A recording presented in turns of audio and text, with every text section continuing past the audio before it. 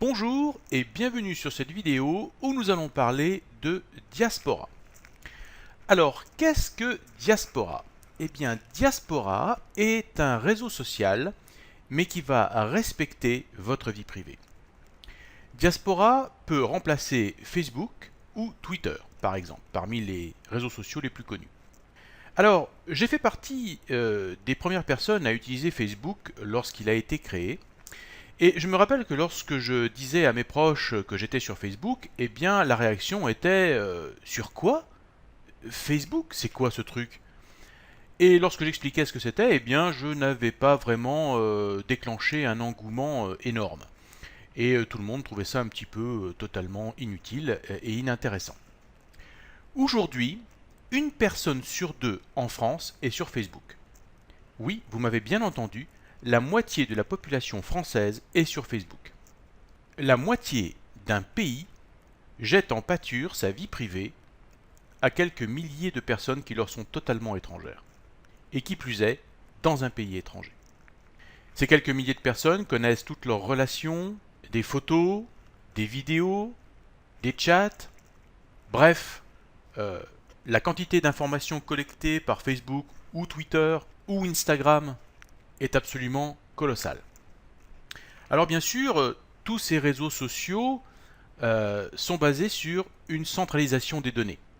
Tout passe par des serveurs centralisés qui stockent toutes les données que vous y envoyez volontairement. Alors maintenant, quand je dis à mes proches que je ne suis plus sur Facebook, leur réaction est totalement inverse. C'est plutôt du style comment tu n'es plus sur Facebook? Mais comment fais-tu? Mais comment tu fais pour plus être sur Facebook? C'est pas possible. Et oui, aujourd'hui, tout le monde est drogué à Facebook et à Twitter et ne peut plus s'en passer. Alors qu'il n'y a pas si longtemps que ça paraissait totalement dérisoire. Alors comment je fais? Eh bien j'utilise autre chose que Facebook, car il n'y a pas que Facebook dans la vie. Il y a, entre autres, Diaspora, que je vais vous présenter aujourd'hui. Alors quelle est la différence entre Diaspora et Facebook? Eh bien la première différence, c'est que Diaspora est décentralisé. Diaspora est constitué d'une multitude de nœuds de réseau, ou appelés également des pods, qui sont connectés entre eux. Vous pouvez très bien créer votre propre pod et vous connecter au réseau Diaspora à partir de votre pod. Ou alors, vous pouvez vous connecter à des pods déjà existants créés par des associations ou des particuliers et pouvoir consulter tout ce qui se passe sur le réseau Diaspora. Alors, si vous souhaitez créer votre propre pod, vous pouvez aller à cette adresse internet ici et vous voyez qu'il y a de multiples tutos pour différentes versions de Linux vous permettant de créer donc votre propre pod. Vous avez également des plateformes qui hébergent des pods Diaspora. Alors si par exemple je clique sur Debian 8, vous allez voir ici donc tout un tuto qui est en anglais qui explique étape par étape comment installer un pod Diaspora sur votre ordinateur Debian.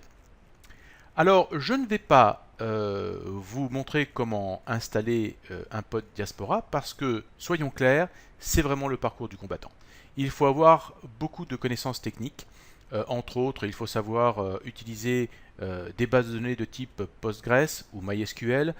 Il faut également savoir installer un serveur Apache pour pouvoir donc faire un serveur web. Donc tout ceci demande quand même des connaissances assez approfondies et malheureusement ce n'est pas à la portée de tout le monde et donc aujourd'hui c'est bien trop complexe à mettre en place pour le commun des mortels. Alors la solution, eh bien, c'est d'utiliser des pods qui sont déjà existants et qui sont détenus par des associations ou des particuliers. Alors je vais pour cela vous présenter Framasoft. Si vous utilisez Linux mais que vous ne connaissez pas Framasoft, je vous le dis tout de suite, vous avez raté votre vie. Framasoft est une mine d'or pour les utilisateurs de Linux.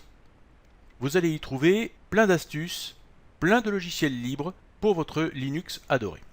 Et entre autres, vous allez avoir également des services libres. Et parmi ces services libres, vous avez Framasphere qui est ici. Framasphere est un réseau social libre basé sur le logiciel décentralisé Diaspora. Donc, je l'ai ouvert ici et nous allons voir comment créer un compte sur Framasphere. Alors on clique tout simplement sur créer un compte. Vous allez ici indiquer votre adresse de courrier électronique.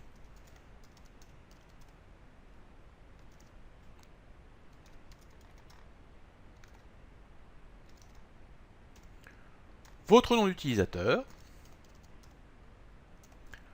votre mot de passe,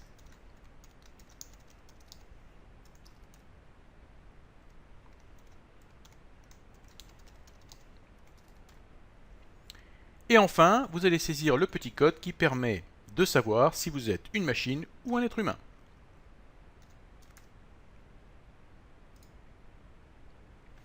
Alors bien sûr, on ne retient pas le mot de passe. Voilà, nous arrivons donc à la page de bienvenue de Framasphere. Alors l'interface que vous voyez ici de Framasphere est l'interface de Diaspora. Vous retrouverez cette interface sur tous les nœuds de Diaspora. C'est l'interface type de Diaspora. Il n'y a pas de personnalisation particulière vu que vous êtes sur Framasphere. Alors bien sûr, si vous avez un compte Facebook, vous pouvez vous connecter avec votre compte Facebook, ce qui paraît un petit peu paradoxal. Donc bien sûr, l'intérêt est de totalement se déconnecter de Facebook. Hein, et ça ne sert pas à grand chose d'avoir un compte sur le réseau Diaspora si vous avez également un compte sur Facebook. Donc vous pouvez également mettre une photo, vous pouvez également indiquer quelques petites choses que vous aimez en utilisant des hashtags. Donc ici je peux par exemple mettre un hashtag Tor pour indiquer que je suis intéressé par tout ce qui concerne le réseau Tor.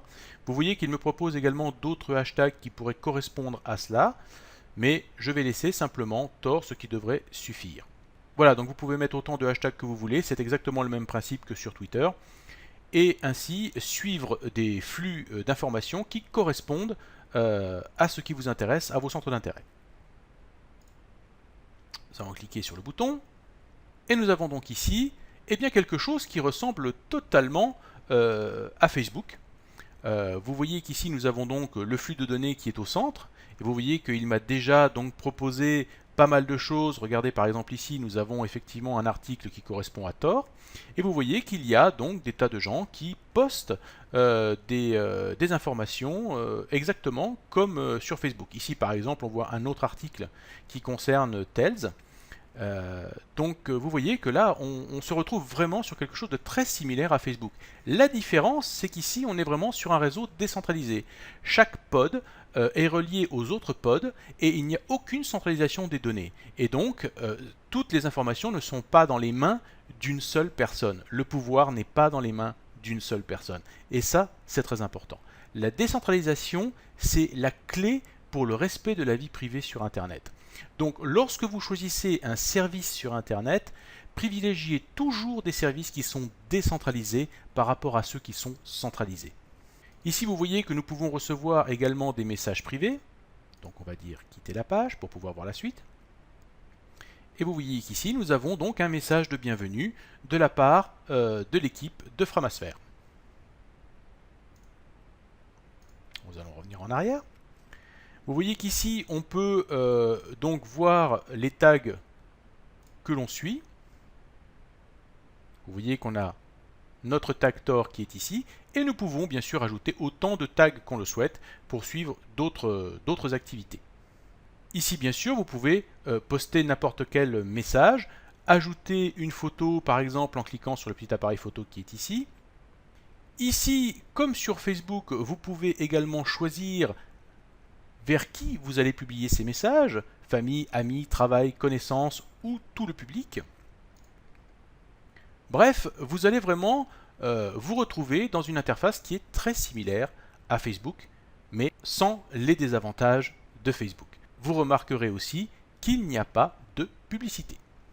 Alors, ici nous pouvons également voir que l'on peut se connecter à des services comme Twitter ou WordPress pour les blogs.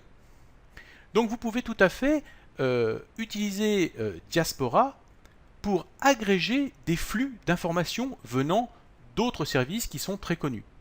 Voilà, j'espère que vous avez aimé cette vidéo. N'hésitez pas à quitter Facebook et Twitter et à venir nous rejoindre sur Framasphere. Je vous dis à très bientôt pour d'autres vidéos.